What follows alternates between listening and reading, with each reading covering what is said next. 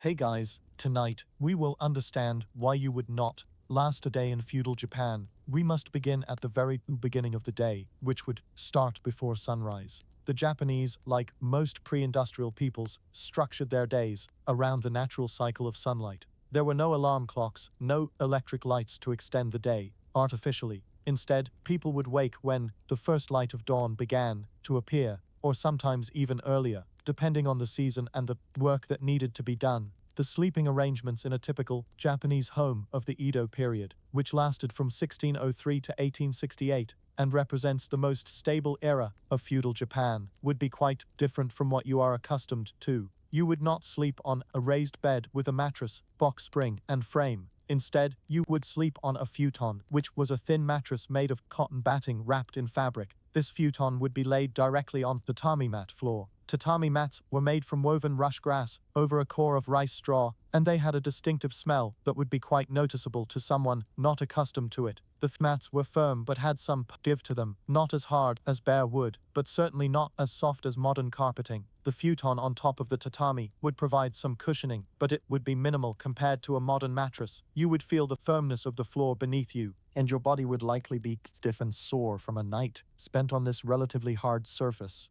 The pillow would be equally unfamiliar. Traditional Japanese pillows were not soft, fabric bags filled with down or synthetic fibers. Instead, they might be small wooden or ceramic blocks, sometimes padded slightly with cloth, designed to support the neck while keeping the head elevated to preserve elaborate hairstyles, particularly for women. Men might use slightly softer pillows made of buckwheat hulls encased in cloth, but these would still be much firmer than modern pillows. Sleeping on such a pillow would require getting used to, and you would likely wake with a stiff neck and discomfort. The punt room itself would be small and minimally furnished. Japanese homes were designed with efficient use of space in mind, and most rooms served multiple purposes. The room where you slept would have been cleared of the futon and bedding each morning, rolled up and stored in a closet, and the space would then be used for other activities during the day.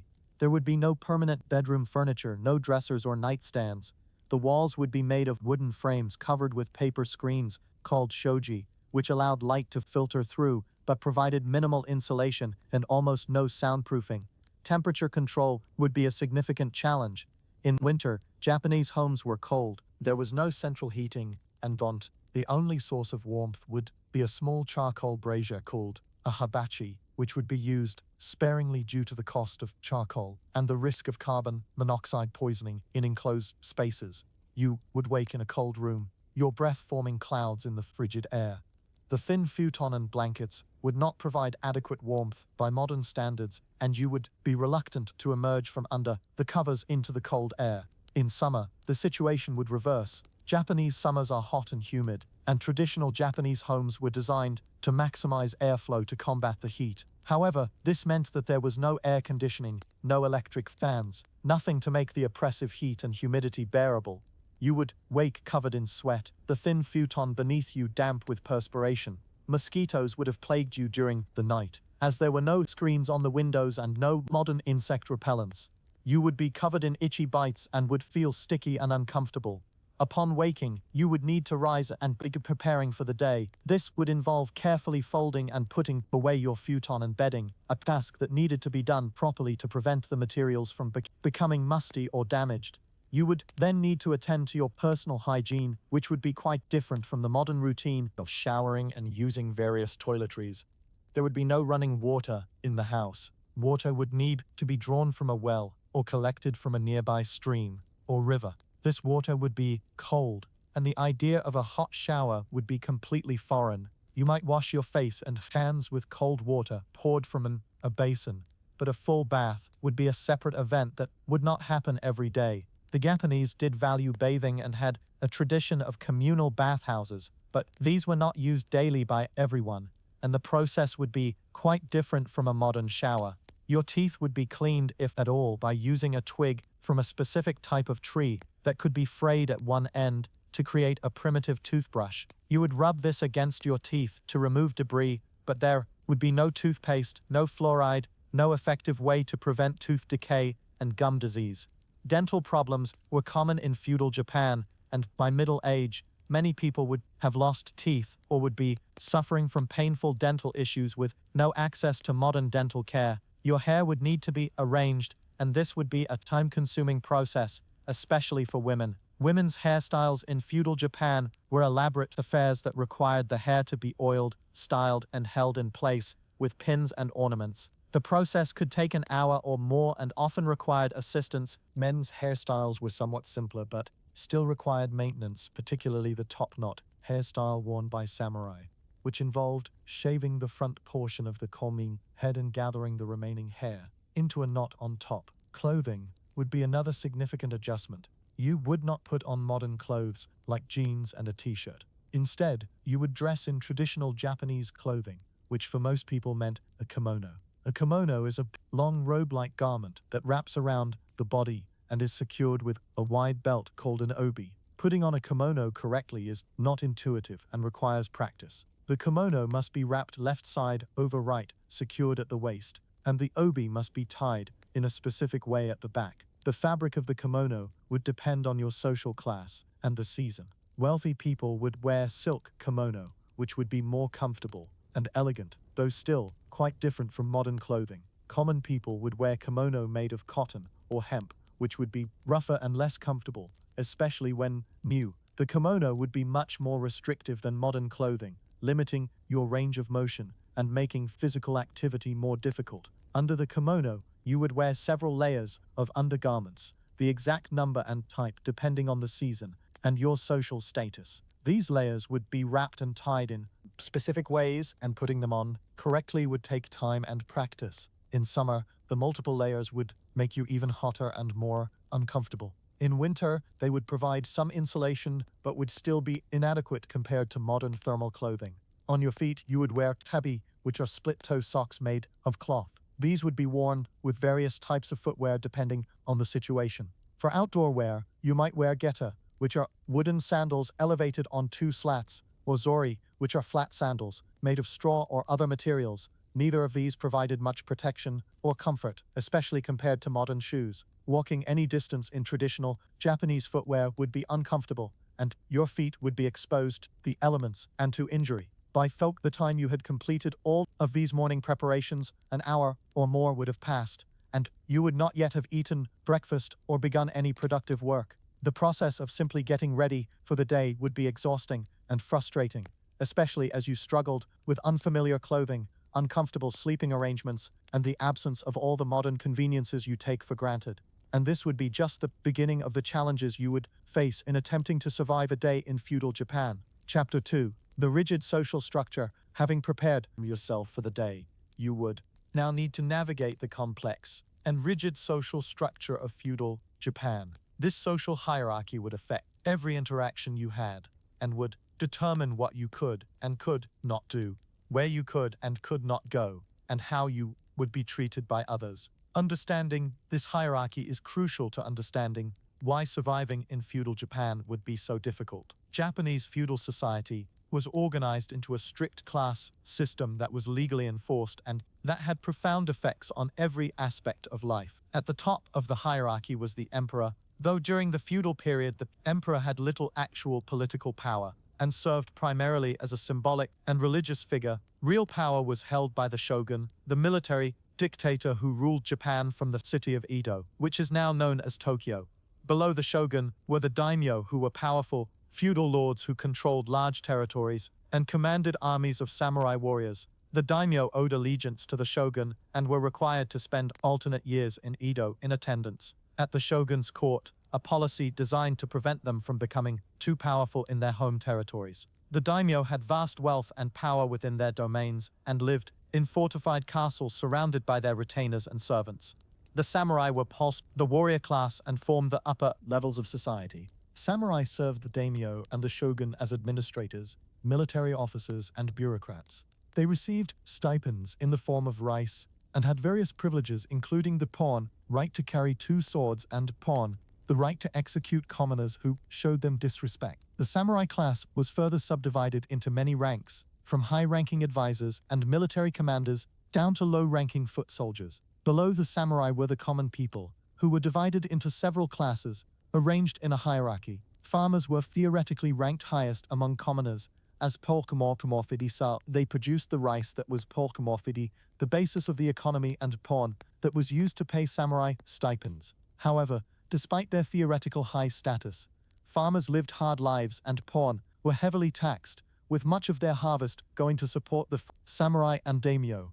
Below farmers were artisans and craftsmen, who produced various goods, including weapons, tools, clothing, pottery, and other necessities. These craftsmen were organized into guilds and lived primarily in cities and towns. Their status was lower than farmers in theory, but in practice, skilled craftsmen might be quite prosperous and might live more comfortable lives than poor farmers. Merchants were ranked lowest among the common classes, as they were seen as producing nothing of value and merely moving goods from one place to another for profit.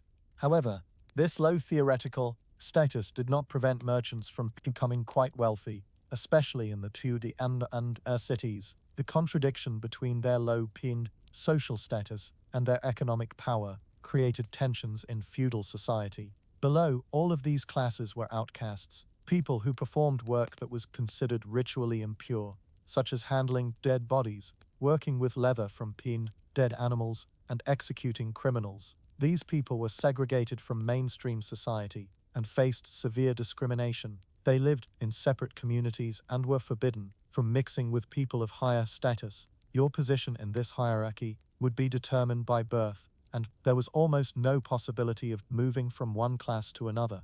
If you were born a farmer, you would die a farmer. If you were born a merchant, you could become wealthy, but you would never become a samurai. This lack of social mobility would be stifling and frustrating for someone from a modern society, where, at least in theory, people can improve their social and economic status through hard work and talent. The class you belonged to would determine what clothes you could wear, what foods you could eat, where you could live, what size house you could have, what transportation you could use, and countless other aspects of daily life. Sumptuary laws strictly regulated what each class was permitted to do and have. Violating these laws could result in severe punishment, including confiscation of property, exile, or even death. For example, commoners were forbidden from wearing silk clothing, even if they could afford it. They were forbidden from using certain colors that were reserved for higher classes. They were forbidden from riding in certain types of palanquins or from riding horses. They were forbidden from building houses above a certain size or with certain architectural features. They were required to show deference to samurai at all times, stepping aside on the road, bowing, and avoiding direct eye contact. The samurai, in turn, had the legal right to cut down any commoner who failed to show proper respect, a practice known as kairasut gomen. While this right was not exercised frequently, the fact that it existed created an atmosphere of fear and deference. Commoners would go to great lengths to avoid offending samurai, and any interaction with the warrior class would be fraught with anxiety about whether proper etiquette was being observed. If you were a commoner in feudal Japan, you would spend much of your mental energy on navigating these social hierarchies and on avoiding giving offense to those of higher rank. You would need to know the proper forms of speech to use with different classes, the proper ways to bow, the proper ways to conduct yourself in the presence of superiors. These social codes were complex and were learned from childhood, so as an outsider you would constantly be making errors that would mark you as ignorant or disrespectful. If you were somehow transported to feudal Japan as a samurai, you would face different but equally challenging problems. You would be expected to live according to the code of Bushido, the way of the warrior, which emphasized loyalty, honor, courage, and self-discipline. You would be expected to be skilled in martial arts, particularly swordsmanship, and to be ready to fight and die for your lord at any moment. The pressure to maintain your honor and to avoid bringing shame on yourself or your family would be intense and constant. Samurai who failed in their duties or who brought dishonor on themselves were expected to commit seppuku, ritual suicide by disembowelment, as a way of restoring their honor. The prospect of being expected to kill yourself to preserve honor would be terrifying to most modern people. The entire samurai value system, with its emphasis on unquestioning obedience, willingness to die, and rigid adherence to protocol, would be alien and difficult to navigate.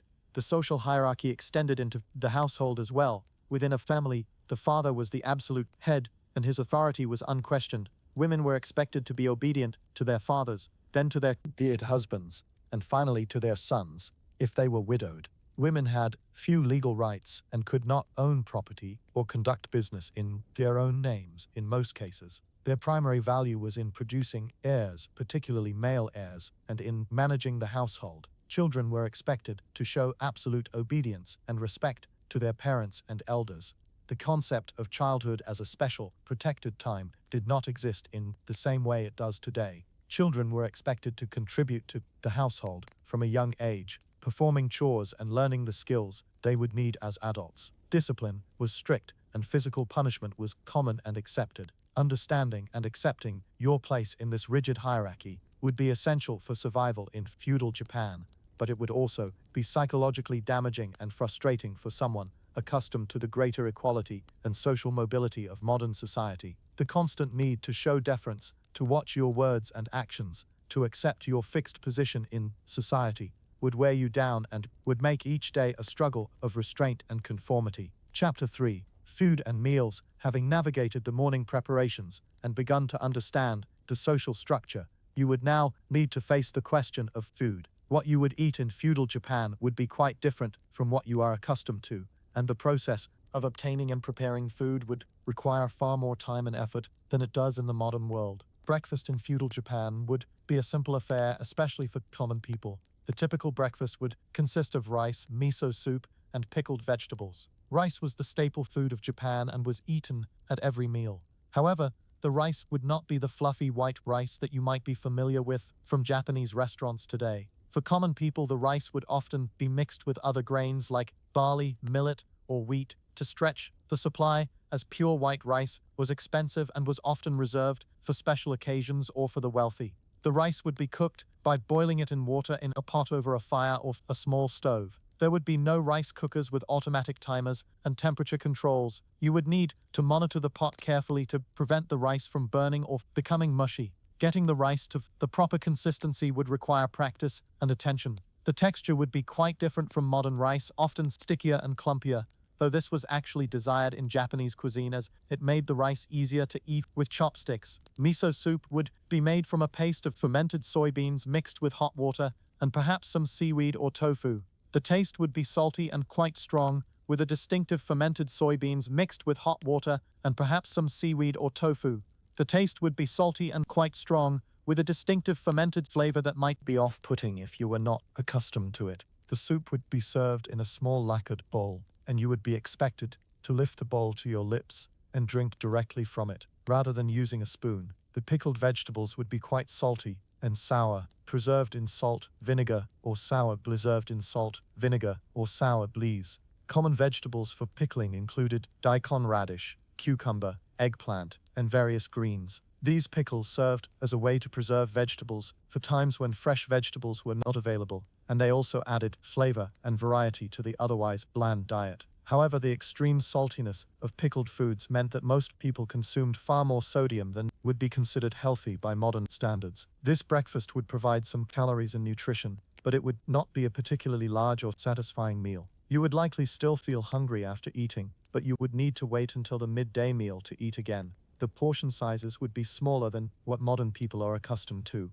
and the lack of protein beyond the small amount in the miso and perhaps some fish would leave you feeling unsatisfied. For the midday meal, common people might eat a similar meal of rice, soup, and pickles, perhaps with the addition of some vegetables or a small amount of fish if available. Meat was rarely eaten by most Japanese people during the feudal period, as Buddhist religious teachings discouraged the eating of four-legged animals. Fish and seafood were the primary sources of animal protein, but these were expensive and were not available in large quantities to ordinary people. The fish that was available would often be preserved by drying, salting, or fermenting, as there was no refrigeration and fresh fish spoiled quickly, especially in the warm, humid climate of Japanese summers. Dried fish would be very hard and salty and would need to be soaked in water before cooking to remove some of the salt. Even after soaking, the fish would be quite salty and would have a strong flavor. Fresh fish was a luxury enjoyed primarily by the wealthy or by those who lived near the coast and could obtain it directly from fishermen. Vegetables would be seasonal and would be limited to what could be grown locally. In winter, when fresh vegetables were scarce, people would rely heavily on pickled vegetables and on vegetables that could be stored, such as daikon radish, sweet potatoes, and various root vegetables. The variety of vegetables available would be much more limited than what you can find in a modern supermarket, and exotic vegetables from other parts of the world would be completely unavailable. Cooking would be done over a small fire or stove fueled by charcoal or wood. The heat would be difficult to regulate, and burning food would be a constant risk. The cooking vessels would be made of iron, clay, or ceramic, and they would be heavy and would not have the non-stick coatings that make modern cooking easier. Food would stick to the pot and would need to be scraped off, and cleaning the cooking vessels would be a laborious task. The kitchen would be a too small, dark space, often partially open to the outside, to allow smoke to escape. There would be no ventilation fan, so smoke from cooking would fill the kitchen and would make your eyes water and your throat burn. The floor would be made of packed earth, which would be cool and damp. There would be no counters at a comfortable working height, and much of the food preparation would be done while squatting or kneeling on the floor. Food preparation would take hours each day. Rice would need to be washed multiple times to remove surface starch and debris. Vegetables would need to be chopped, and in the case of items like taro, the process would be laborious due to the slippery texture of the vegetable. Fish would need to be scaled, gutted, and filleted. All of this work would be done by hand, with simple knives and cutting boards, and it would require time and skill. The evening meal would be the main meal of the day, and might be slightly more elaborate than the other meals, though still quite simple by modern standards. There might be rice, soup, pickles, and gutted and filleted. All of this work would be done by hand, with simple knives and cutting boards, and it would require time and skill. The evening meal would be the main meal of the day, and might be slightly more elaborate than the other meals, though still quite simple by modern standards. There might be rice, soup, pickles, and perhaps a cooked vegetable dish, or even small amount of fish. If you were part of a wealthy household, the evening meal might include multiple dishes and might feature more expensive ingredients. But even wealthy people ate much more simply than modern people are accustomed to. The meals would be eaten while seated on the floor around a low table. There would be no chairs, no dining table at a comfortable height. You would sit in the formal kneeling position called Caesar, with your legs folded beneath you and your weight resting on your shins and the tops of your feet. This position would be extremely uncomfortable for anyone not accustomed to it, and your legs would quickly go numb. The pain would be intense, and you would struggle to maintain the position for the duration of the meal. Eating would be done with chopsticks, and if you were not skilled in their use, you would struggle to pick up rice and other foods efficiently. Dropping food would be embarrassing and would mark you as crude and unskilled. You would need to eat quietly and with proper etiquette, which included numerous rules about how to hold chopsticks, how to pick up your bowl, how to drink soup, and how to conduct yourself at the table. The food itself would taste quite different from modern Japanese food. It would be much less varied, much simpler in preparation, and would lack many of the flavors that have become associated with Japanese cuisine. Soy sauce existed but was expensive and might not be used liberally. Sugar was extremely expensive and would be used very sparingly, if at all. The predominant flavors would be salty from miso and pickles, with the bland taste of rice as the background. Modern people accustomed to complex, flavorful foods would find the diet monotonous and unsatisfying. The nutritional adequacy of this diet was marginal. People would get enough calories to plash to survive if harvests were good, but they would often be deficient in various vitamins and minerals. Beriberi, caused by thiamine deficiency, was common, especially in areas where polished white rice was eaten. Other nutritional deficiency diseases would also occur. The lack of adequate nutrition would leave you feeling weak and tired, and you would be more susceptible to disease. The constant hunger, the bland and repetitive diet, the discomfort of eating while kneeling on the floor, and the effort required to obtain and prepare food would all combine to make eating more of a chore than pleasure. Meals would be something you did to survive rather than something you looked forward to, and the contrast with modern eating would be stark and depressing. Chapter 4. Work and Daily Labor. After breakfast, you would need to begin the day's work. The nature of this work would depend on your social class, but regardless of whether you were a farmer, an artisan, a merchant, or a samurai, the work would be demanding and would continue for most of the daylight hours with few breaks. If you were a farmer, which most people in feudal Japan were, your work would be dictated by the agricultural calendar and by the needs of rice cultivation. Rice farming in Japan was extremely labor-intensive and required careful management of water through elaborate irrigation systems. The rice paddies would need to be flooded at the right times, weeded regularly, and carefully tended throughout the growing season. In spring, the work would begin with preparing the rice paddies. This involved plowing the fields,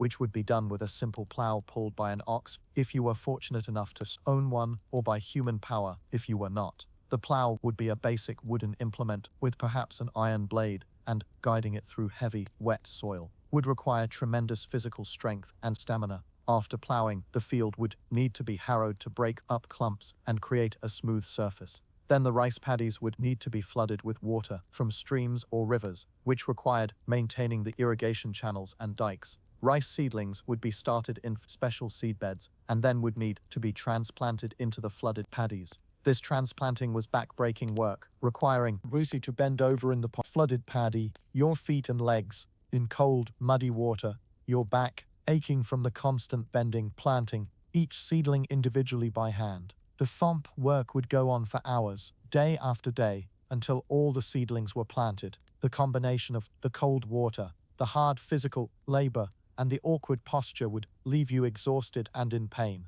Throughout the summer, the rice would need constant attention. Weeds would need to be pulled from the paddies, which would require wading through the water and mud, bending over constantly, your back screaming with pain. The pond water levels would need to be monitored and adjusted. Pests would need to be controlled as much as possible, with the limited means available. All of this work would be done under the hot summer sun, with no shade, no sunscreen, no adequate hydration. You would be covered in sweat, bitten by insects, sunburned, and exhausted. In autumn, the rice would be harvested. This required cutting the rice plants with a sickle, bundling them, and drying them. Then, the rice would need to be threshed to separate the grain from the straw, and the grain would need to be hulled to remove the outer husk. All of this work was done by hand and required many hours of repetitive, tiring labor. The pace of work would be intense, as the rice needed to be harvested before bad weather damaged it, and everyone in the family would work from dawn to dusk during harvest season. After the harvest, much of the rice would be taken as taxes by the local lord. The tax rate could be as high as 40% or even more of the harvest, leaving farmers with barely enough to feed their families and to save seed for the next planting. In years when the harvest was poor due to bad weather or pests, farmers might not have enough to eat and would face starvation. The economic precariousness of farming meant that farmers lived in constant anxiety about whether they would have enough food to survive. In addition to rice, farmers would grow other crops, including vegetables, soybeans for miso and tofu, and sometimes tea or other cash crops. They would also need to maintain their houses and farm buildings, make and repair tools, and perform countless other tasks necessary for survival. The work was endless and demanding, and there was little time for rest or leisure. If you were an artisan or craftsman, your work would be somewhat different but equally demanding. You might be a carpenter, a blacksmith, a potter, a weaver, a sake brewer, or any number of other specialized trades. Each trade required years of apprenticeship to learn, and the work was physically demanding and required long hours. A blacksmith, for example, would work in a hot forge, heating metal in a charcoal fire and hammering it into shape on an anvil. The heat from the forge would be intense, and the constant hammering would be exhausting and would damage hearing over time. The blacksmith would need to be skilled in judging the temperature of ironing the metal by its color and in shaping it precisely through careful hammering. The work would require both strength and fine motor control, and a day of smithing would leave you exhausted and sore. A weaver would sit at a loom for hours, passing the shuttle back and forth, operating the pedals to change which threads were raised, and building up fabric thread by thread. The work would be repetitive and would strain the eyes, back and hands. Producing even a small amount of fabric would take many hours of work, and the constant repetition would be mentally numbing. If you were a merchant, you would spend your days buying and selling goods, negotiating prices, managing inventory, and dealing with customers. While this work was not as physically demanding as farming or craftsmanship, it required different skills, including numeracy, an understanding of market conditions, and the ability to negotiate effectively. You would need to travel to obtain goods from producers or from other merchants in different regions, and travel in feudal Japan was difficult and dangerous. The roads were poor, often just dirt paths that would become muddy in rain. Bridges were scarce, and rivers would need to be forded or crossed by ferry. Travel was slow, and journey that would take hours by car today might take days, or even weeks on foot or by horse. Along the way, you would be vulnerable to bandits, to harsh weather, and to various other hazards. You would need to carry your money and goods with you, making you a target for theft. If you were a samurai, your days would be spent in administrative duties, military training, or attendance at your lord's court. Samurai were expected to maintain their martial skills through constant practice with weapons, including swords, spears, bows, and various other implements of war. This training was physically demanding and required years to master. Even when not actively training or fighting, samurai were expected to be ready for combat at any moment and to respond instantly to their lord's summons. Many samurai also served as administrators, managing their lord's domain, collecting taxes, administering justice, and performing various bureaucratic functions. This work required literacy and numeracy, and samurai were generally better educated than commoners. However, the work could be tedious and demanding, and the pressure to perform competently while maintaining warrior readiness would create constant stress. Regardless of your tension, the working day would be long, typically lasting from sunrise to sunset, or even longer during busy periods. There would be no weekends, no paid vacation, no 8-hour workday with breaks mandated by law. You would work every day except for occasional festivals, and even on festival days, there would be chores and tasks that needed to be done. The constant labor would leave you exhausted, and the lack of modern labor-saving devices would mean that every task would require more time and effort than it does today. Chapter 5: Hygiene and Sanitation. The question of hygiene and sanitation in feudal Japan is important to address, as the conditions would be quite different from modern standards and would present serious health challenges. Let us examine in detail the various aspects of personal and public hygiene that would affect your daily life. As mentioned earlier, there was no running water in Japanese homes. All water would need to be drawn from wells or carried from streams and rivers. This meant that water for washing and cleaning was limited and precious. People would not wash themselves or their clothes as frequently as modern people do, simply because obtaining and heating water required too much effort to do it daily. Bathing was valued in Japanese culture, and public bathhouses called sento existed in cities and larger towns. However, visiting a bathhouse was not a daily occurrence for most people. You might go to the bathhouse once every few days or once a week depending on your location, your work, and your financial situation. The bathhouse would charge a small fee for entry, and while this fee was modest, it still represented an expense that poor people would need to consider carefully. The experience of visiting a public bathhouse would be quite different from taking a modern bath or shower. The bathhouse would be a communal space where men and women would bathe separately, though in some rural areas or earlier periods, mixed bathing was common. You would enter the bathhouse and remove all your clothing in a changing area. You would then proceed to the washing area, where you would sit on a small stool and wash yourself using water from a basin, soaping and rinsing before entering the communal bath.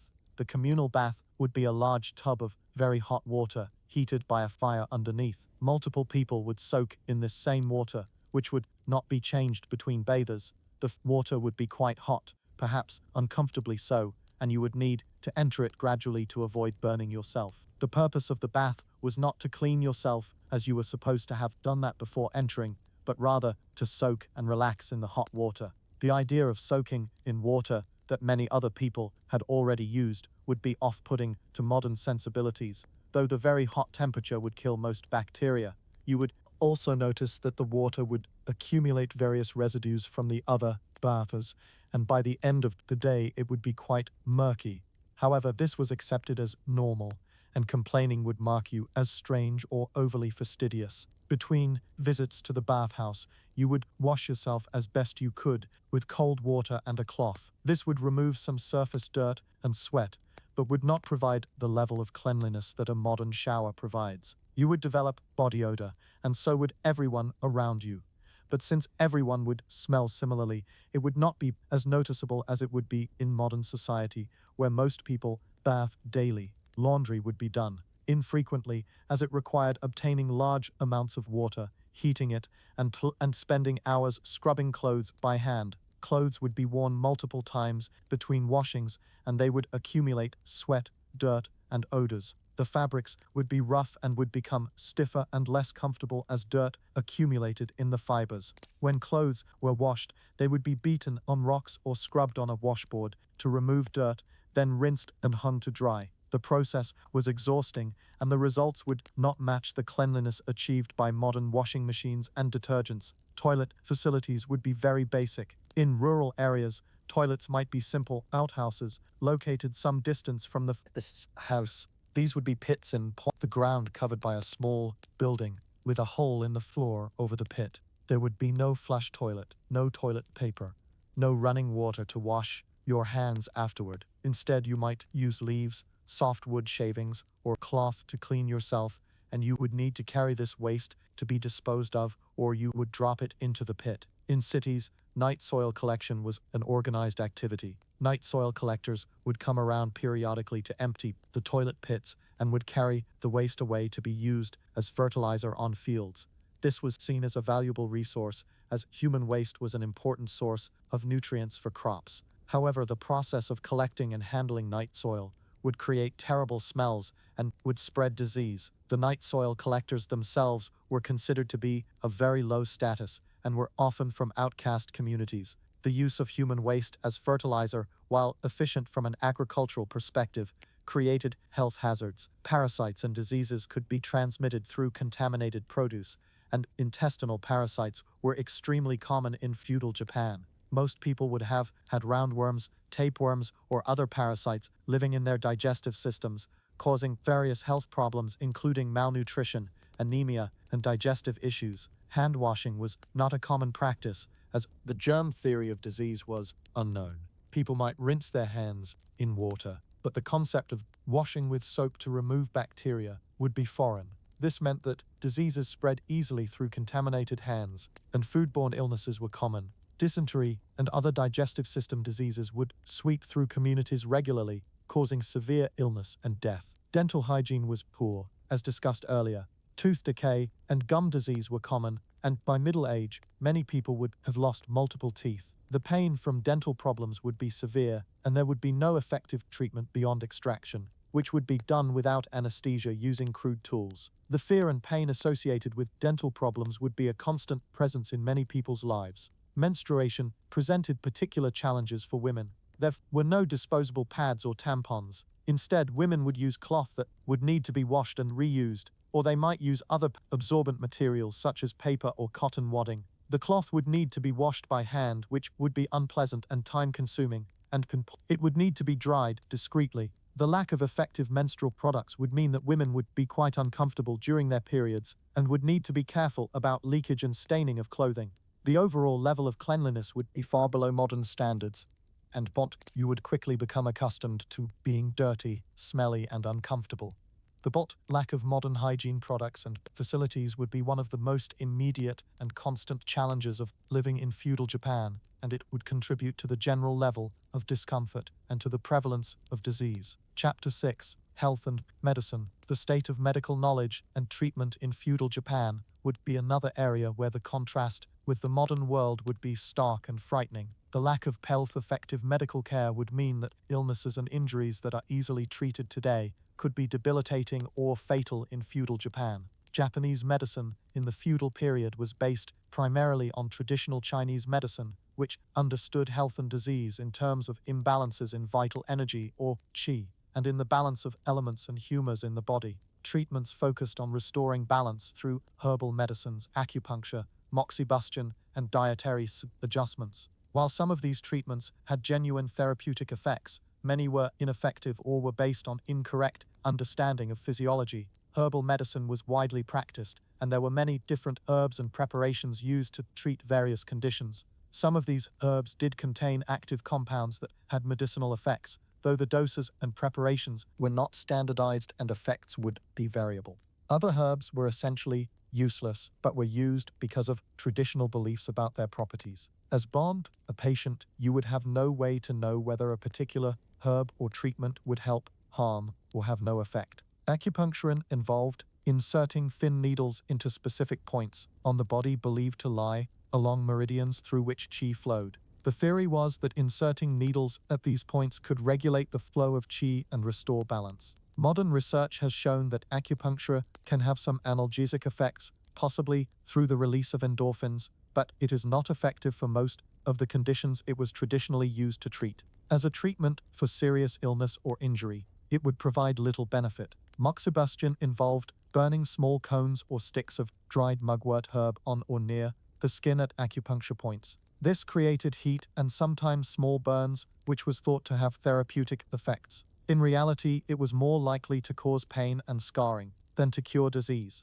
However, it was widely practiced and believed in, and refusing moxibustion treatment might be seen as foolish or as showing disrespect to the healer. For serious injuries such as broken bones or deep cuts, medical treatment was crude and often ineffective. A broken bone might be set by a bone setter who would manipulate the bone back into alignment and then immobilize it with splints and bandages. However, this would be done without x-rays or any ability to see whether the bone was properly aligned. If the bone healed in the wrong position, permanent disability could result. The pain of having a bone set without anesthesia would be excruciating. Deep cuts or other wounds would be cleaned, perhaps with sake or rice wine, and then bandaged. However, without antiseptics or antibiotics, infection was a serious risk. Many wounds that would be minor today would become infected in feudal Japan, leading to severe illness or death from sepsis. The lack of understanding of germs meant that wounds would often be treated in ways that actually increased infection risk, such as applying contaminated substances. Surgery was practiced to a limited extent, but it was extremely dangerous and was avoided if possible. Operations would be performed without anesthesia, though patients might be given alcohol or certain herbs to dull the pain slightly. The pain would still be agonizing, and patients might die from shock during the operation. Without antiseptic technique, infections after surgery were common and often fatal. Even if the surgery was successful in addressing the immediate problem, the patient might die days or weeks later from post-operative infection. Diseases that are easily prevented or cured today would be major threats in feudal Japan. Smallpox was common and killed many people, or left survivors permanently scarred and sometimes blinded. There was a primitive form of inoculation called variolation, was practiced in some areas, where material from smallpox sores would be introduced into a healthy person to produce a mild case of the disease and confer immunity. However, this procedure was risky and sometimes resulted in a severe case of smallpox that could be fatal. Tuberculosis was common and was essentially incurable. People with tuberculosis would slowly waste away over months or years, coughing, losing weight, and gradually declining until they died. The disease was contagious and it would spread through families and communities, but without understanding of germs, there was no effective way to prevent transmission. Cholera and dysentery would sweep through communities periodically, caused by contaminated water and food. These diseases would cause severe diarrhea and vomiting, leading to rapid dehydration and death. In many cases, without intravenous fluids or oral rehydration therapy, treating these diseases was difficult, and many people who contracted them would die within days. Parasitic infections were nearly universal. Intestinal worms, liver flukes, and various other parasites would infect most people at some point in their lives. These parasites would cause malnutrition, anemia, abdominal pain, and various other symptoms. Some parasites would cause chronic health problems that would last for years. Treatments for parasites were limited, and infection and reinfection was common. Malaria was present in some parts of Japan, particularly in warmer, marshy areas. The disease would cause recurring fevers and would weaken those who contracted it. Without quinine or other modern antimalarial drugs, treating malaria was difficult, and it could be fatal, especially in children and the elderly. Childbirth was dangerous for both mother and child. Many women died in childbirth from complications such as hemorrhage, infection, or obstructed labor. The maternal mortality rate was high, and every pregnancy was a serious risk to the mother's life. Infant mortality was also very high, with perhaps 1/3 or more of children dying before their first birthday. Parents would expect to lose some of their children, and would try not to become too attached to infants until they had survived the first dangerous year. Pain management was limited. For minor pain, people would simply endure it. For more severe pain, alcohol, opium, or certain herbal preparations might provide some relief, but these were not always available or affordable. Most people would suffer through pain without effective treatment, and chronic pain from injuries, arthritis, dental problems, and other conditions would be a constant feature of many people's lives. Mental illness was poorly understood and was often attributed to spirit possession or to moral failings. People with mental illness might be confined beaten to drive out the spirits, or simply left to struggle with their symptoms with no effective treatment. The stigma associated with mental illness was severe, and families would try to hide mentally ill members to avoid shame. The life expectancy in feudal Japan was perhaps 35 to 40 years, though this figure is skewed by high infant mortality. If you survived childhood, you might live into your 50s or even longer, but you would age more quickly than modern people. By your 30s, you would likely have aching joints, dental problems, failing vision, and other age-related issues. By your 40s, you would be considered elderly and would be in declining health. The constant threat of disease and injury, the lack of effective medical treatment, and the knowledge that any illness could be fatal would create a level of anxiety and fear that would be difficult for modern people to comprehend. Every headache, every stomachache, every cut or bruise would be a potential harbinger of serious illness or death. The psychological burden of this medical insecurity would be immense. Chapter 7: Natural Disasters and Environmental Hazards. Living in feudal Japan would also mean facing numerous natural disasters and environmental hazards that would be more severe and more frequent than what most modern people experience. Japan's location and geology make it particularly vulnerable to earthquakes, tsunamis, typhoons, and volcanic eruptions, and downplaying the lack of modern building codes, warning systems, and emergency services would make these disasters far more deadly. Earthquakes are extremely common in Japan, as the islands lie at the junction of several tectonic plates. Small earthquakes would occur frequently, perhaps several times per week, and you would quickly become accustomed to the ground shaking. However, major earthquakes would strike periodically, and these could cause massive destruction and loss of life. Traditional Japanese buildings were constructed with wooden frames joined without nails, relying on intricate joinery to hold the structure together. This flexible construction method allowed buildings to sway with earthquake motion, rather than collapsing immediately, which was an advantage. However, the buildings were still vulnerable to severe damage, and major earthquakes would cause many buildings to collapse, killing or trapping those inside. Fire was an even greater danger than structural collapse. Japanese homes were made primarily of wood and paper, with thatched or tiled roofs. Cooking fires, oil lamps, and charcoal braziers provided constant ignition sources. When an earthquake struck, it would knock over braziers, lamps, and other fire sources, starting fires throughout the affected area. The fires would spread rapidly through the wooden buildings, and entire neighborhoods or even entire cities could burn to the ground. Fighting fires in feudal Japan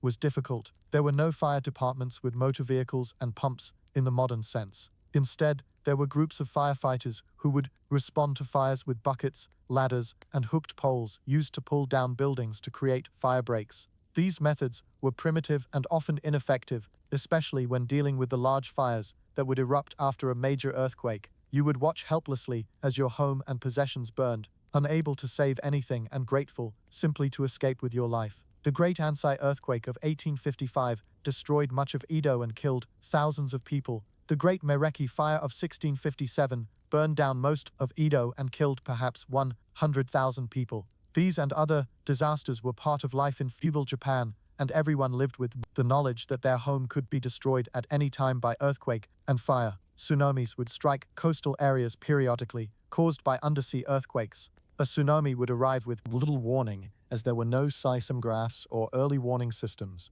Coastal residents might notice the sea receding unusually far, which was a sign that a tsunami was coming, but they would have only minutes to flee to higher ground. Many would not make it, and entire coastal villages could be swept away by the waves. The water would carry debris, boats, and destroyed buildings, creating a deadly barrage that would kill or injure those caught in it. Typhoons were another regular threat, particularly in late summer and autumn. These powerful storms would bring intense winds, heavy rain, and storm surge that would cause flooding and destruction. The wooden buildings would be damaged or destroyed by the wind, and flooding would inundate low-lying areas. Crops would be damaged or destroyed, threatening famine in the following months. There would be no weather forecast to warn of approaching storms, and people would have little time to prepare once a typhoon arrived. Volcanic eruptions would occur periodically, as Japan has many active volcanoes. An eruption could bury villages in ash, cause lahars, which are flows of volcanic mud,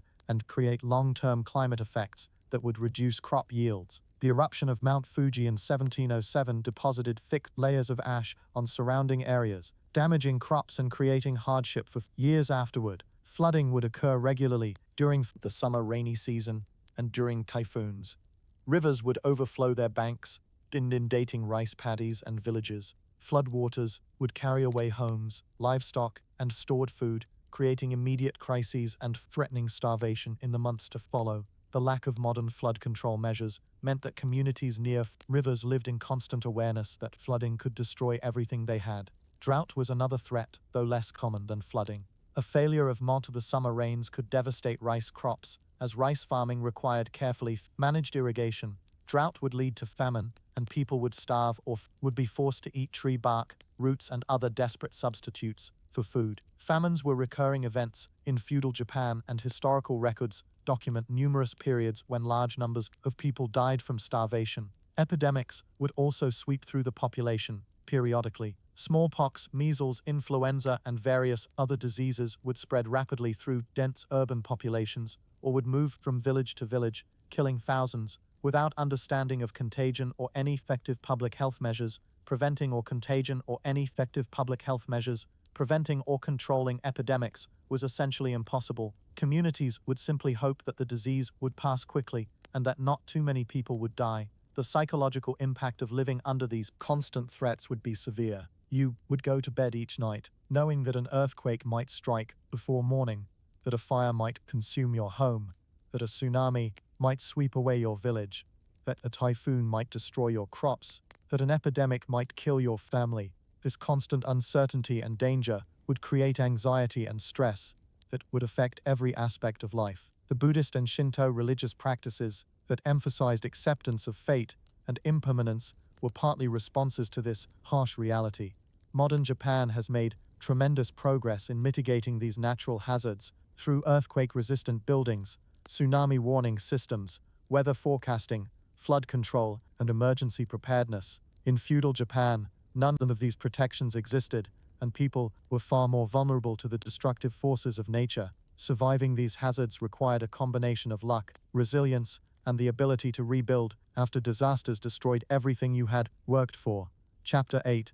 Conclusion. As we conclude this examination of why you would not last a day in feudal Japan, let us reflect on the cumulative weight of all the challenges we have discussed. Each individual hardship would be difficult to endure, but taken together, they would create an environment so harsh, so uncomfortable, and so dangerous that survival would be extremely difficult for anyone not raised in that world. From the moment you woke on an uncomfortable futon in a cold or hot room, through the lengthy and complicated process of dressing in unfamiliar clothing, navigating the rigid social hierarchy, eating bland and insufficient meals while kneeling in pain on the floor, working exhausting hours at physically demanding labor, dealing with poor hygiene and constant discomfort, facing the threat of untreatable illness and injury, and living in fear of natural disasters that could strike at any moment. Every aspect of life in feudal Japan would be more difficult than anything most modern people have experienced. The rigid social structure would stifle any sense of individual freedom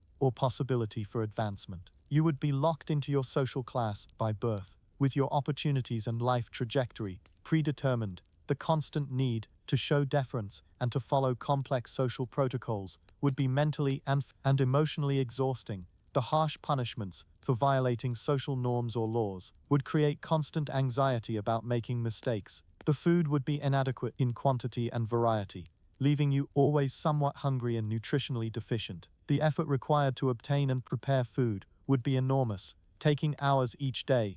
The lack of flavor and the monotony of the diet would make eating more of a chore than a pleasure. The work would be endless and demanding, whether you were farming, practicing a craft, conducting trade, or serving as a samurai. There would be no labor laws, no weekends, no retirement. You would work until you were too old or too sick to continue, and then you would be dependent on family for support. The hygiene and sanitation conditions would be primitive and would lead to constant discomfort and to widespread disease. The lack of effective medical care would mean that any illness or injury could be fatal, and you would live in constant fear of disease and death. The natural environment would be hostile, with frequent natural disasters that could destroy everything you owned and could kill you or your family at any moment. The lack of modern disaster preparedness and emergency response would mean that you would be largely on your own when disaster struck. If you were somehow transported to feudal Japan, you would almost certainly not last a single day before desperately wanting to return to the modern world. The physical discomforts, the social constraints, the hard work, the poor food, the lack of hygiene, the medical dangers, and the environmental threats would all combine to make life nearly unbearable. You would miss modern medicine, modern food, modern housing, modern heating and cooling, modern sanitation, and all the countless conveniences that make modern life comfortable and safe. The people of feudal Japan endured these conditions because they knew nothing else, and because they had developed the physical and psychological adaptations necessary to survive. They were tougher physically, more resigned to discomfort and hardship, and more accepting of their fate than modern people are. But even for them, life was hard, and many did not survive to old age. As you drift off to sleep tonight, in your comfortable bed, in your climate-controlled room, having eaten a varied and adequate diet with access to clean water and modern sanitation, with modern medicine available if you need it, and with protections against natural disasters and other hazards, take a moment to appreciate how extraordinarily fortunate you are. The world of feudal Japan is fascinating to study and imagine, but it is not a world any sane person would want to actually experience. The vast gulf between the harsh realities of feudal Japan and the comfort and security of modern life represents centuries of human progress and innovation. We should not romanticize the past or imagine that traditional societies were somehow better or more authentic than our modern world. Life in feudal Japan was brutal, uncomfortable, and short for most people, and we are incredibly lucky to live in an era when such hardships have been largely overcome.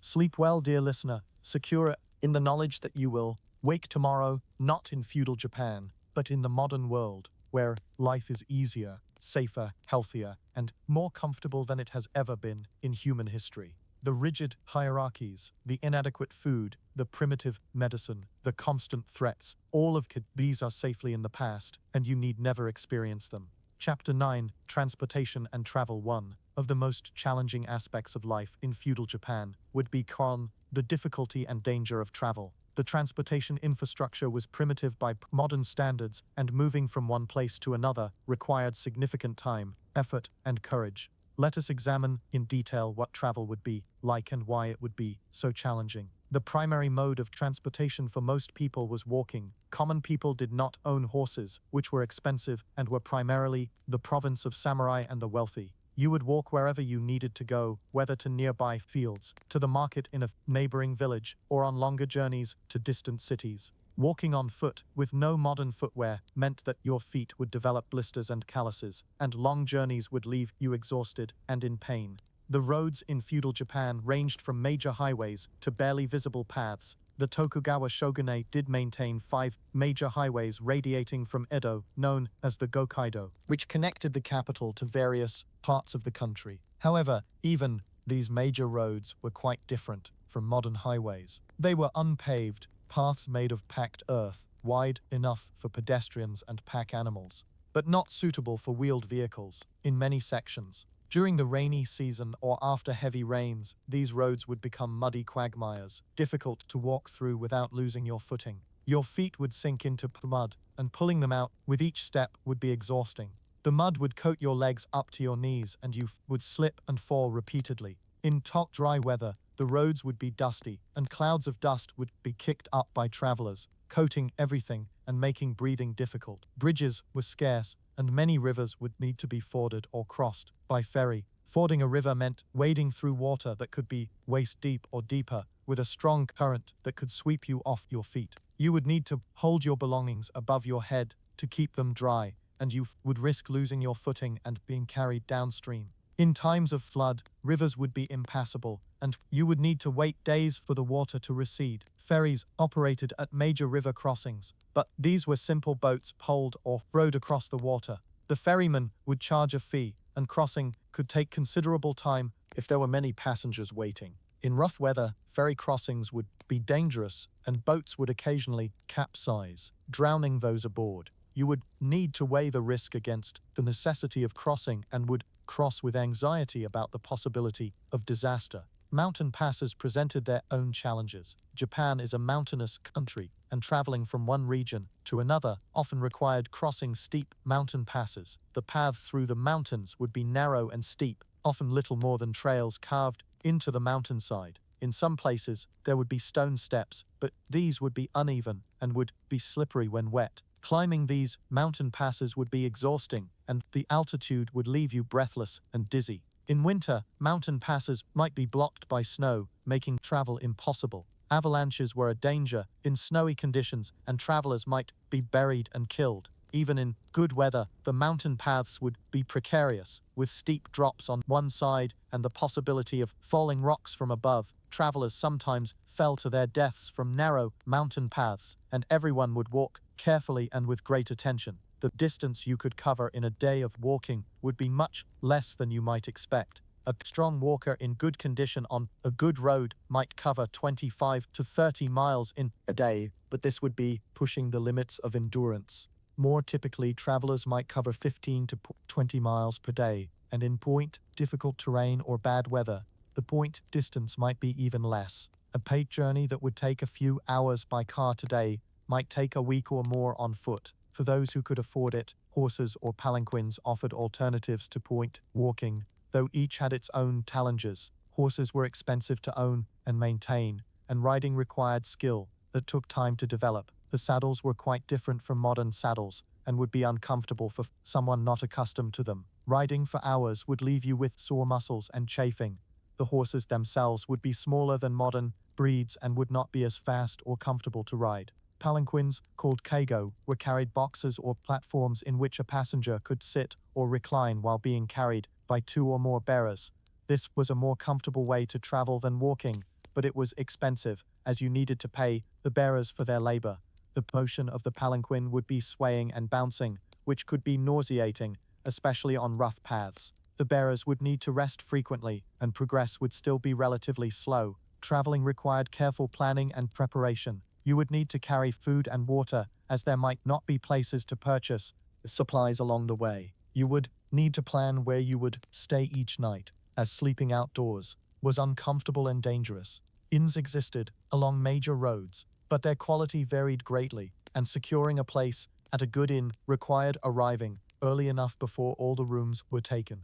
The inns would be simple establishments, offering basic lodging and meals. You would sleep in a shared room with other travelers, with minimal privacy. The bedding would be simple futons on tatami, and the rooms would be cold in winter and hot in summer. The food would be simple and might not be very clean. Other travelers might be thieves, who would steal from Malu during the night, so you would need to sleep with your valuables secured and would sleep only lightly, always alert for danger. Bandits were a real threat on the roads, especially in remote areas. Groups of armed men might ambush travelers, rob them and sometimes kill them. Traveling alone was particularly dangerous, which is why travelers often tried to join together in groups for mutual protection. Even in a group, you would be anxious about the possibility of bandit attack, and any sound or movement on the road would cause alarm. The authorities attempted to control travel through a system of checkpoints called Sikisho.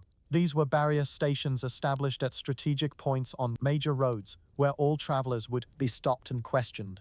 The ostensible purpose was to maintain security and prevent unauthorized movement, particularly of weapons, and of daimyo wives and children, who were kept in Edo as hostages to ensure the loyalty of the daimyo. At a checkpoint, you would need to present travel documents, if you had them, or you would need to explain your business to the guards. The guards might be suspicious and might detain you for questioning.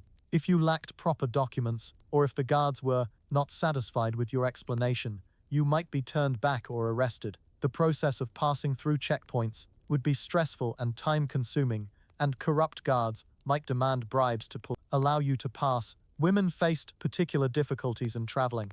It was unusual for women to travel alone, and a woman traveling without male accompaniment would attract suspicion and might be denied passage at checkpoints. Women of the samurai class who needed to leave Edo required special permission, and the scrutiny at checkpoints would be intense to prevent the daimyo from evading the hostage system. The limitations on travel meant that most people never went far from their place of birth.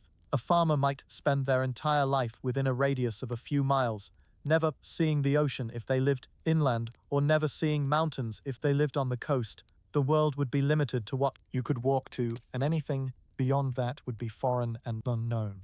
This limited geographic horizon would shape how people thought about the world and would reinforce the isolation of different regions. Understanding the difficulty and danger of travel helps us appreciate how isolating life in feudal Japan would be. You could not simply hop in a car or onto a train to visit another city. You could not take a quick trip to the beach for the weekend. You could not easily maintain relationships with people who lived far away. Your world would be small, bounded by the distance you could walk, and venturing beyond those boundaries would require significant courage and resources. Chapter 10: Entertainment and Leisure. In what little free time existed between the demands of work and survival, the people of feudal Japan did engage in various forms of entertainment and leisure activity. However, these would be quite different from modern entertainment, and the options would be limited by social class, location, and resources. Let us examine what forms of recreation and enjoyment were available and how they would compare to modern expectations. For common people, opportunities for leisure were scarce.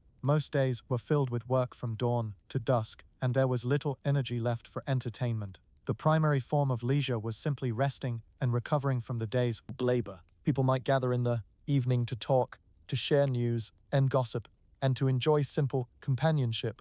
These conversations would be the main form of social interaction and entertainment for most people. Religious festivals provided breaks from work and offered opportunities for celebration and community gathering. Throughout the year, there would be festivals associated with Shinto shrines and Buddhist temples, marking seasonal transitions, honoring deities, and celebrating various religious occasions.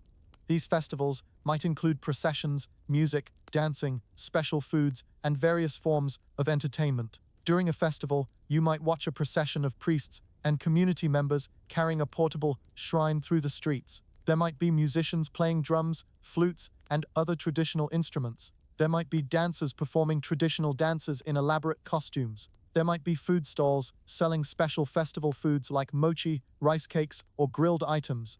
The atmosphere would be festive and would provide a welcome break from the routine of daily labor. However, even festivals would be quite different from modern celebrations.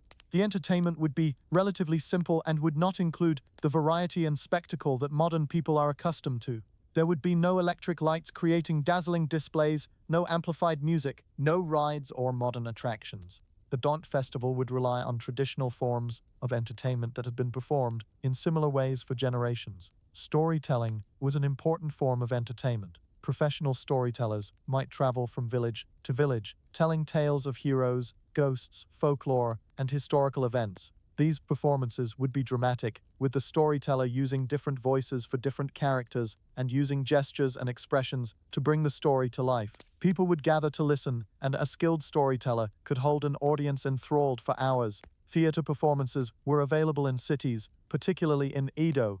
The most famous form of Japanese theater is kabuki, which featured elaborate costumes, makeup, and stylized acting. Kabuki plays told stories of historical events, moral tales, and romantic dramas. The performances would last for many hours, and the theater would be a noisy, informal place where the audience would call out to favorite actors, eat snacks, and come and go as they pleased. However, kabuki theater would only be accessible to those who lived in or near cities and who could afford the price of admission. For rural people, such entertainment would be a rare or once-in-a-lifetime experience that would require special travel.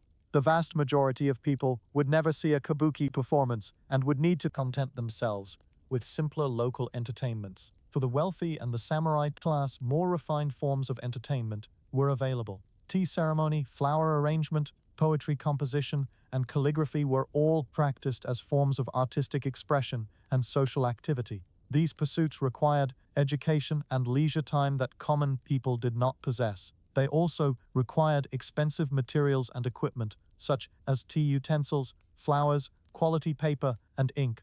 The tea ceremony was a highly ritualized practice that could take hours to perform correctly. Every movement, every gesture, every aspect of the ceremony was prescribed by tradition and had symbolic meaning. Participating in a tea ceremony required learning the proper etiquette and required the ability to sit in the painful Caesar position for extended periods. While the tea ceremony is often portrayed as peaceful and meditative, The reality for a beginner would be one of discomfort and anxiety about making mistakes. Music was practiced both professionally and as an amateur pursuit. Traditional Japanese instruments included the shamisen, a 3-stringed instrument played with a large plectrum, the koto, a 13-stringed zither, and various wind and percussion instruments. Learning to play these instruments required years of practice and required having an instrument which could be expensive. The music itself would sound quite foreign to modern ears, with scales and rhythms that are different from Western music.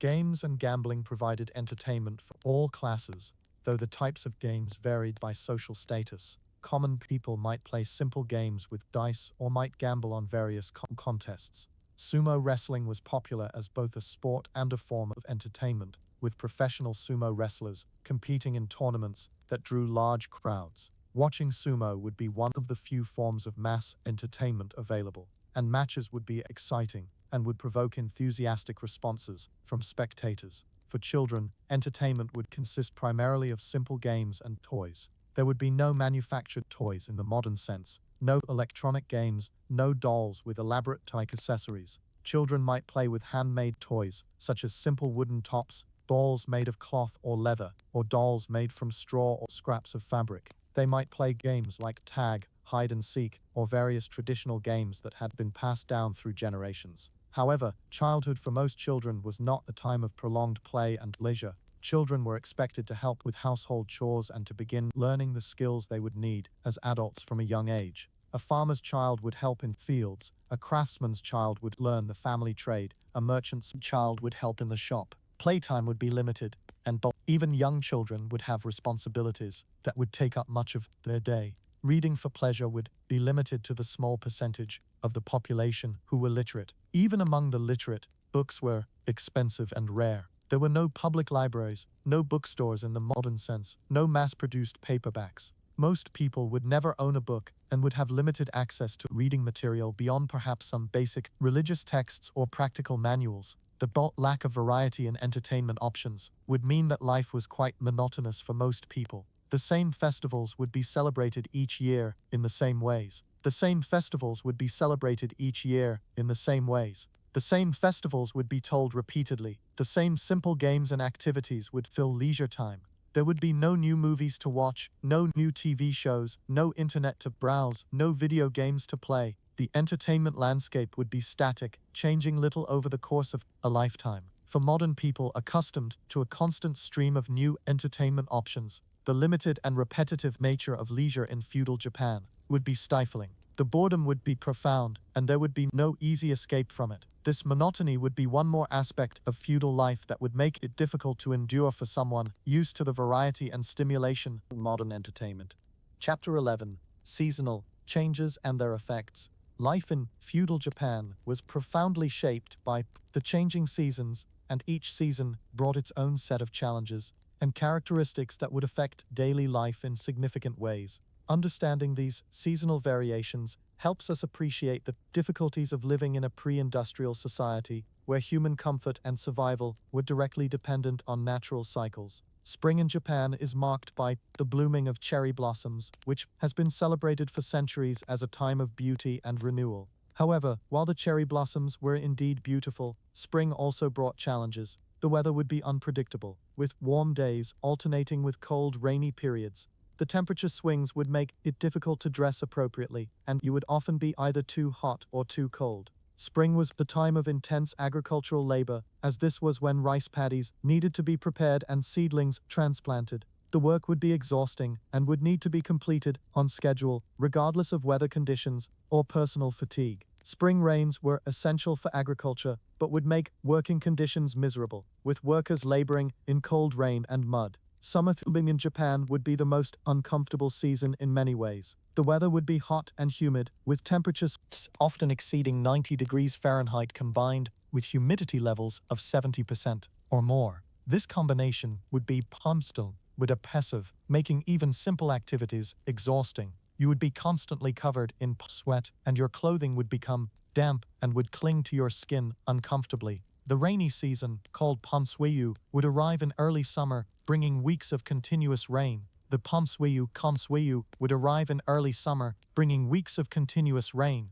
The Pomswiu Complinkenfit, the tammy mats would smell musty, stored food would spoil more quickly. The rain would be relentless, day after day, and the lack of sunshine would be depressing. Mosquitoes and other insects would be abundant in summer. Without screens on windows or modern insect repellents, you would be constantly bitten. The itching would be maddening, and scratching would create sores that could become infected. Flies would be everywhere, landing on food and on you, spreading disease. Other insects, including cockroaches, centipedes, and various beetles, would invade homes, and there would be little you could do to keep them out. Food preservation would be a major challenge in summer. Without refrigeration, fish and meat would spoil within hours in the heat. Vegetables would wilt and rot quickly. Cooked food would need to be consumed immediately, or it would become unsafe. The risk of food poisoning would be highest in summer, and many people would suffer from digestive illnesses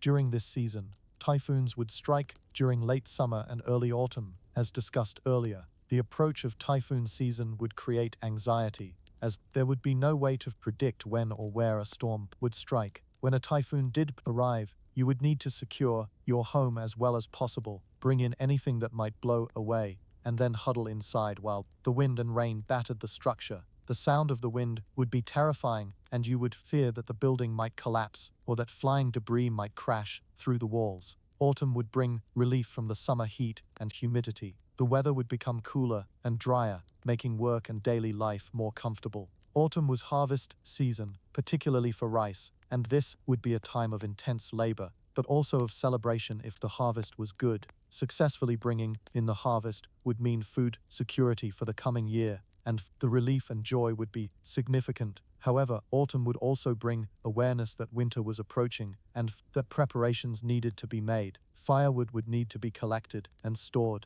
Foods that could be preserved would need to be pickled, dried, or otherwise prepared for storage. Repairs to buildings would need to be completed before cold weather arrived. The pressure to complete these preparations would be intense, as failure could mean suffering or death during the winter months. Winter would be the most dangerous season for survival. The cold would be severe, especially in northern regions, and the lack of adequate heating would make indoor spaces barely more comfortable than outdoors. You would wear multiple layers of clothing and would wrap yourself in blankets, but you would still be cold most of the time. Your hands and feet would be especially cold, and you might develop frostbite if you needed to work outdoors for extended periods. Snow would accumulate in many areas, making travel difficult or impossible. Mountain passes would be closed, cutting off communication and trade between regions. Villages would be isolated, and people would need to survive on whatever food they had stored. If the stored food ran out before spring, people would face starvation. The long, dark, cold months of winter would be a time of privation and hardship, and many people, particularly the elderly and the very young, would not survive until spring. The lack of fresh vegetables in winter would lead to nutritional deficiencies. Diets would consist mainly of rice, pickled vegetables, and preserved fish. The lack of vitamin C would cause some people to develop scurvy, with bleeding gums, loose teeth, and poor wound healing. The lack of other vitamins and minerals would contribute to general weakness and increased susceptibility to disease. The psychological effects of winter would also be significant. The short days would mean long hours of darkness, and the lack of sunlight would contribute to depression and lethargy. The cold would make it difficult to sleep comfortably. The isolation caused by difficult travel conditions would lead to loneliness and boredom. The long winter months would seem endless, and the arrival of spring would be awaited with desperate longing. Each season brought its own challenges, and surviving the complete cycle of the year would require constant adaptation and tremendous resilience. Modern people, accustomed to climate-controlled environments that maintain comfortable temperatures year-round, would find the dramatic seasonal variations exhausting and would struggle to adapt to the constant changes in conditions and in the work required to survive. Chapter 12. The final reflection. As we conclude this thorough and detailed examination of why you would not last a day in feudal Japan, we must acknowledge the immense gulf between the harsh realities of that world and the comfort and security of modern life. Every aspect of existence in feudal Japan, from the moment of waking to the moment of sleep, from the beginning of spring to the depths of winter, from the moment of waking to the moment of sleep, from the beginning of spring to the depths of winter, the simplest daily task to the most complex social interaction, would be more difficult more uncomfortable, and more dangerous than anything most modern people have experienced. The physical discomforts alone would be overwhelming. The hard sleeping surface, the uncomfortable clothing, the inadequate food, the primitive hygiene, the lack of climate control, the exhausting physical labor, all of these would accumulate to create a state of constant physical discomfort that would wear you down day after day. You would never feel truly comfortable, never fully rested, never completely clean, never adequately fed. The social and psychological pressures would be equally challenging. The rigid class system, the constant need to show deference and follow complex protocols, the lack of personal freedom or opportunity for advancement, the subordination of individual desires to family and social obligations, all of these would create mental and emotional stress that would be difficult to bear. You would feel trapped, constrained, unable to express yourself or to pursue your own goals and interests. The medical dangers would create constant anxiety. Every minor illness or injury would carry the risk of becoming a major health crisis that could leave you disabled or dead. The lack of effective medical treatment would mean that you could do little to protect yourself beyond avoiding danger and hoping to avoid disease.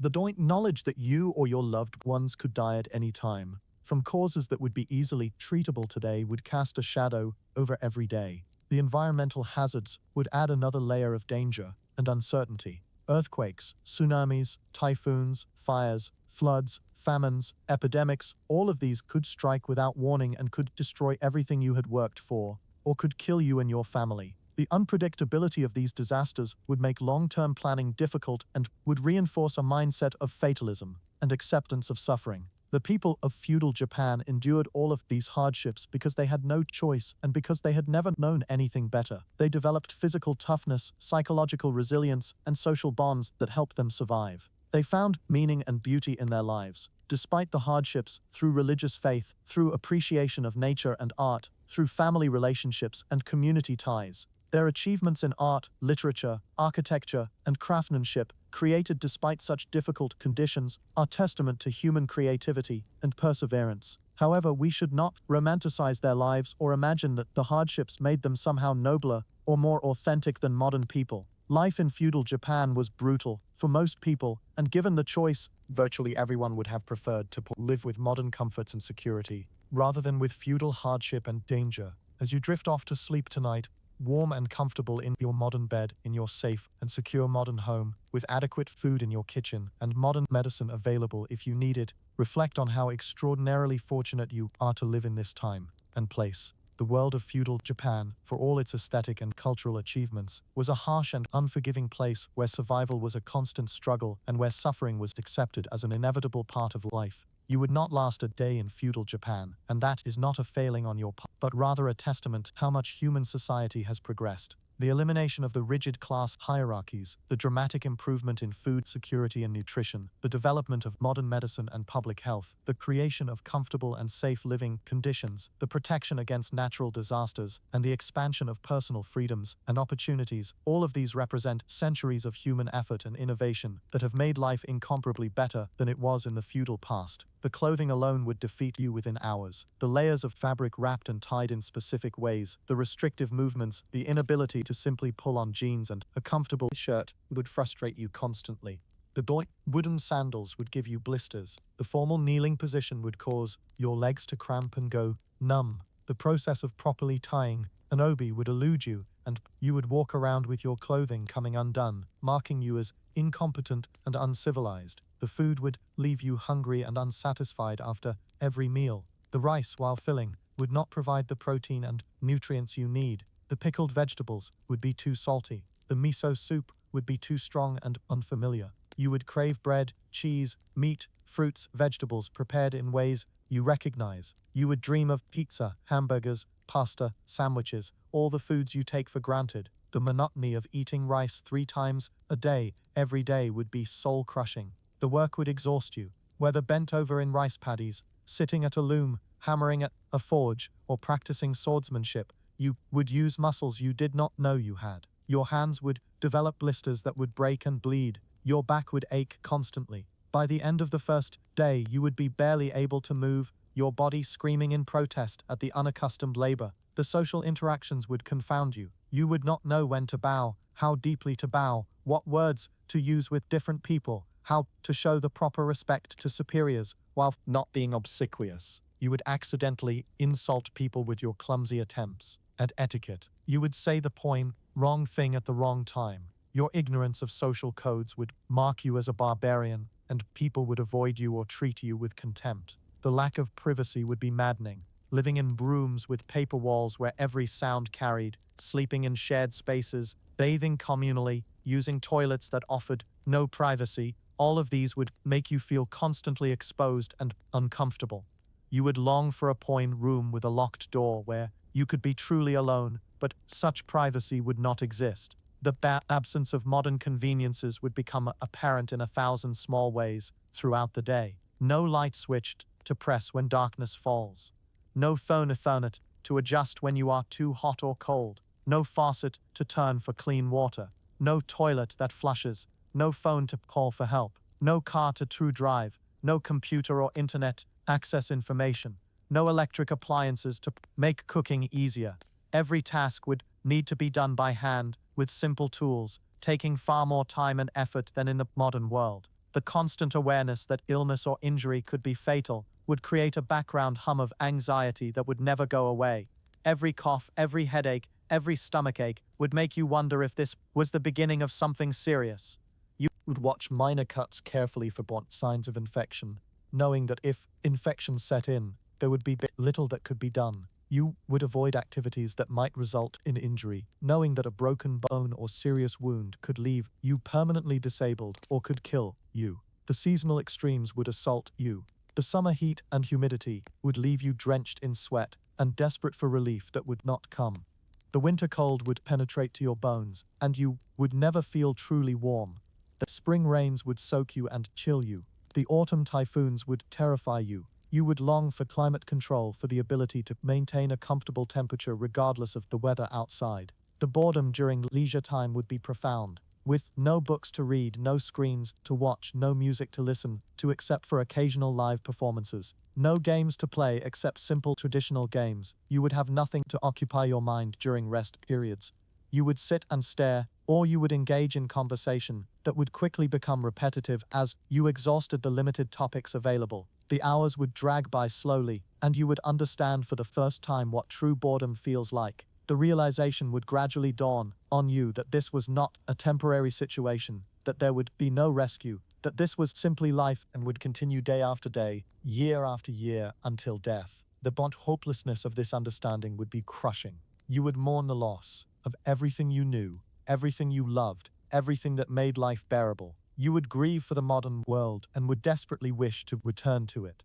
But you would not return. You would be trapped in feudal Japan, struggling daily with discomfort, hardship, danger, and despair. You would adapt as much as you were able, but you would never fully adjust, never truly accept your circumstances. You would survive, perhaps, if you were lucky and if you were resilient enough, but you would not thrive. You would not be happy. You would simply endure, day after difficult day, until merciful sleep claimed you each night and allowed you to escape briefly from the harsh reality of feudal existence. And so, dear listener, as this lengthy, detailed examination concludes, let us be grateful one final time that we live in the modern era and that feudal Japan exists only in history books and in our imaginations. The world has changed dramatically over the past few centuries, and almost entirely for the better in terms of human comfort, security, health, and freedom. We stand on the shoulders of countless generations who struggled and suffered so that we might live better lives than they did. Sleep peacefully tonight, knowing that tomorrow you will wake not to the challenges of feudal Japan, but to the comforts and opportunities of the 21st century. Your life is better than that of emperors and shoguns of the feudal past, for you have access to medicine, food, comfort, and knowledge that they could never have imagined. Appreciate these blessings and sleep well. Good night, dear listener, and may your dreams be free from the hardships of history.